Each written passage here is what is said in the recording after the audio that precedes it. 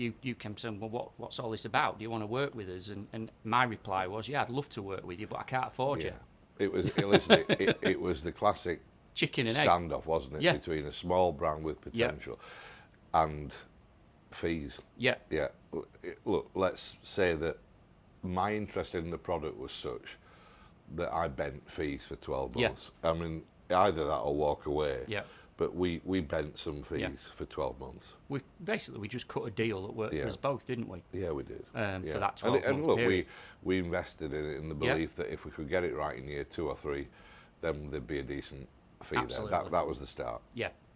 So the business was on, and I don't think you mind sharing this. The business that I visited was 6-7 years old, and was doing every year without. It was older than that. Was it older? Wow. Yeah, we'd been going a lot longer than that. Wow. To be fair, it's been a real organic growth. My brother, bedroom project, out of a garage. So what? 10 years plus. Yeah.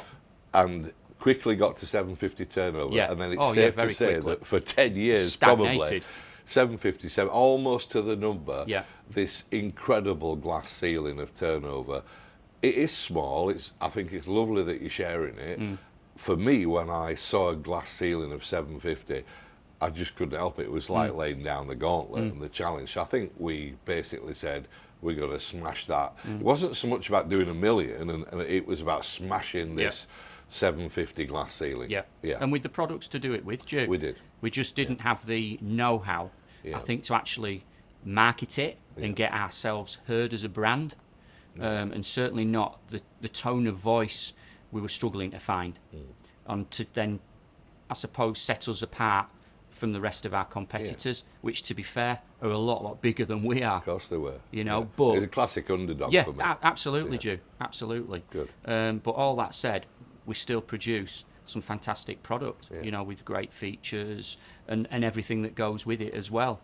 And I'd argue better than some of the brands that are a lot bigger than us as well. Yeah, I'd agree.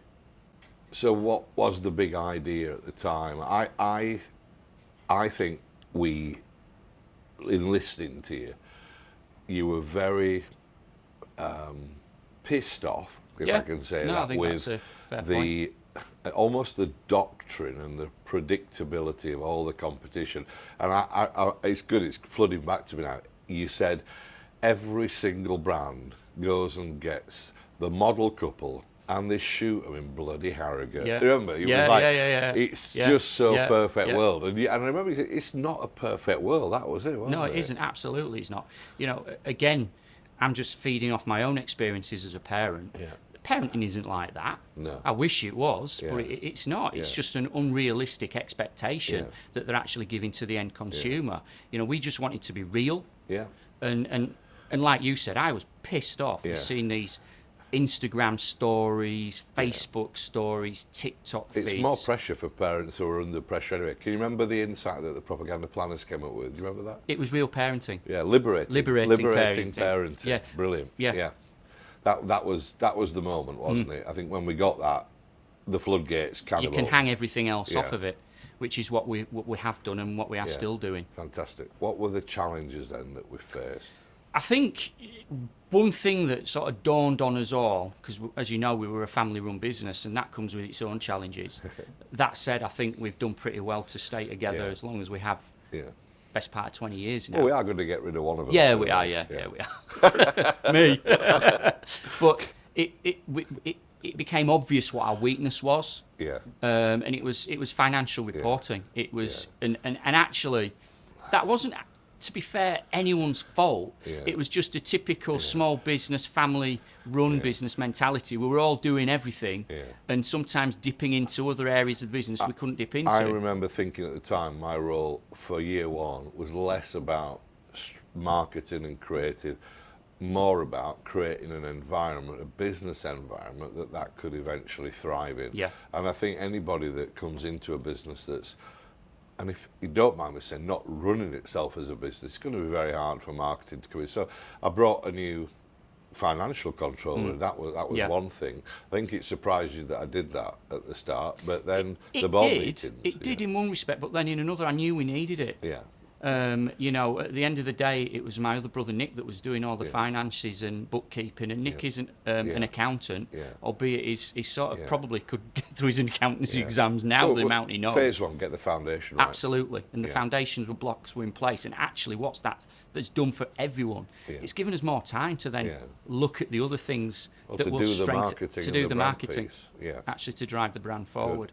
The results so far are Well, they speak for themselves, pretty Jim, don't good, aren't they? Yeah, absolutely. So, year one of working together, we did over £1 million.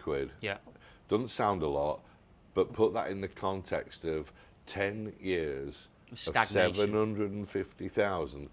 It was probably one of the biggest results we've ever managed to influence. Yeah. Because much of the hard work obviously was us collectively, you guys in the main. But what a massive breakthrough. And I've always thought the million is the first barrier. If you do It's $1 a million, psychological barrier. you have a business there. Absolutely. So that was 2 years ago. What Yeah. was last year's? 1.5. Wow. So doubled from the 750. Yeah. And I know for a fact this year, because we've been talking about it, we're going to break 2 million. 2 million quid, yeah. So for anybody listening, I suppose the numbers aren't groundbreaking, but from the backdrop of where we were, we have two things. We broke the glass ceiling and we have traction. Absolutely, And it's the growth. That's the result. And what's more, Joe, it's the sell-through. Yeah. You know, as I said to you, you know, it's all right, me as a salesman selling in, Yeah. but your gear's got to sell out. Yeah. No, we'll put 4 million through the marketplace next year. Yeah. At retail. It's Absolutely. a nice number. Yeah. International's growing. Yeah. That's just been incredible. Yeah. Considering we haven't really concentrated on it for long, 18 months, Yeah. I think it's No, fair good. to say, It's good. is international. And that's, you know, new partners joining us now all the time.